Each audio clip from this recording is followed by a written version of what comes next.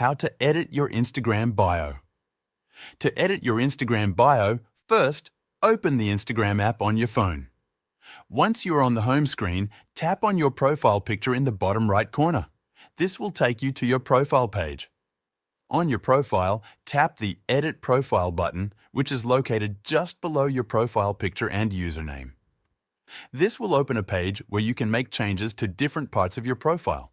To edit your bio, tap on the Bio section. You can now type in a new bio or make changes to your existing one.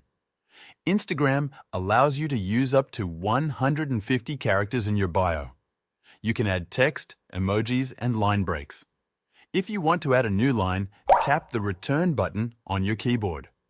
Once you are happy with your new bio, tap Done or Save in the top right corner. Then, tap the back arrow to return to your profile. Your updated bio will now be visible to anyone who visits your profile.